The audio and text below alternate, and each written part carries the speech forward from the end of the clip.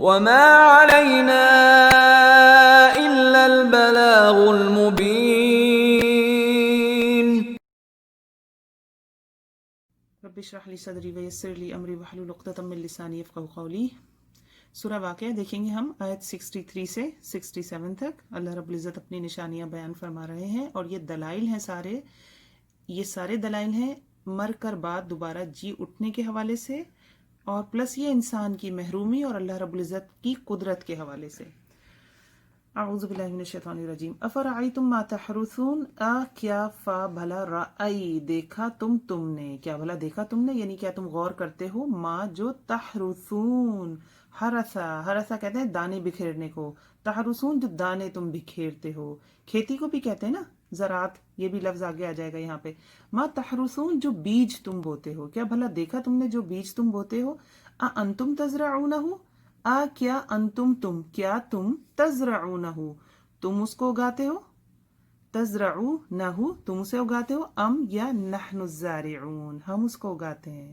بھلا تم اسے اگاتے ہو یا ہم اسے اگاتے ہیں.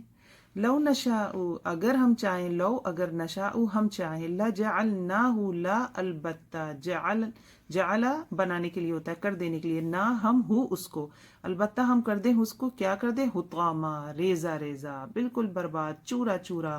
حطمہ جہنم کا بھی نام ہے نا، ریزہ ریزہ کر دے گی، چورا چورا کر دے گی، اس وہی لفظ ہے یہاں پہ بھی حطاما. اگر ہم چاہیں تو ہم اس کھیتی کو کیا کر دیں، حطاما کر دیں. فضلتم تفکہون، فضلتم تو ہو جاؤ گے تم، رہ جاؤ گے تم کیا، تفکہون باتیں بناتے. تو اللہ رب العزت یہاں کیونکہ یہ مکی سورہ ہے اور مکے کے لوگ مر کر دوبارہ جی اٹھنے کے حوالے سے یا آخرت کے حوالے سے انکاری تھے، تو یہ سارے دلائل چل رہے ہیں. اور یہ دلائل کا دوسرا سیٹ ہے. پچھلا سیٹ جو تھا وہ مختلف تھا، وہ انسان کی تخلیق کے حوالے سے تھا، اور اب یہ دوسرا سیٹ ہے جس میں بات کی جا رہی کھیتیوں کی. فضلتم تفکہون، تو اگر اللہ رب العزت اسی کھیتی کو جو اتنی محنت سے تم بناتے ہو، اگر اس کو حطامہ کر دیں، ریزہ کر دیں، تو کیا ہو جاؤ گے تم، تفکہون. انسان باتیں ہی بناتا رہ جاتا ہے نا، اور باتیں کس لیے بناتا ہے، غم اور افسوس کو مٹانے کے لیے. جن پر بیتنی ہوتی ہے، جب بیتنی ہوتی ہے اللہ کا حکم آتا ہے اور وہ بات ہو کر رہ جاتی ہے اور بیت جاتی ہے، اور انسان صرف ہاتھ ملتے رہ جاتا ہے، کفِ افسوس. انا لمغرمون، اور پھر انسان کیا کہتا ہے، انا بے شک ہم، لمغرمون البتہ ہم پر تاوان پڑ گیا، ہم پہ تو چٹی ڈال دی گئی، لمغرمون ہم تاوان میں ڈال دیے گئے. بل نحن محرومون، پھر وہ کیا کہتا ہے، بلکہ نہیں، نحن ہم محرومون محروم کر دیے گئے. تو یہاں ایک بات اللہ رب العزت ان آیات میں ہمیں سمجھا رہے ہیں، اور وہ بات کیا ہے، وہ بات یہ ہے کہ اللہ رب العزت کے ہاتھ میں کل کا کل اختیار ہے. اللہ رب العزت جب چاہیں جو چاہیں کر سکتے ہیں. فعال لما یرید ہے اللہ رب العزت.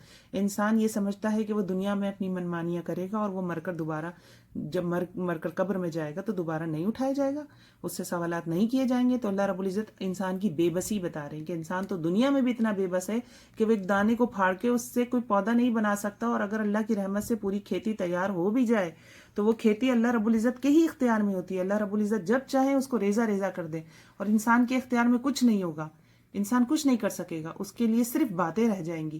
تو انسان کی بے بسی اور اللہ رب العزت کی قدرت کا بیان ہے ان آیات میں، اور جو کہ در حقیقت کس پر دلالت کرتی ہیں، آخرت میں اللہ رب العزت کی قدرت کا بیان اس چیز پر دلالت کرتی ہیں، اس چیز پر دلالت کرتی ہیں کہ انسان نے ایک دن مر جانا ہے، اور اللہ رب العزت اس بات پر پورے قادر ہیں کہ اس کو دوبارہ اٹھا کے ایک ذرے سے پورا کھڑا کر دیں. اور تو یہ ہماری آج کی آیت کا سیٹ تھا. السلام علیکم ورحمۃ اللہ وبرکاتہ.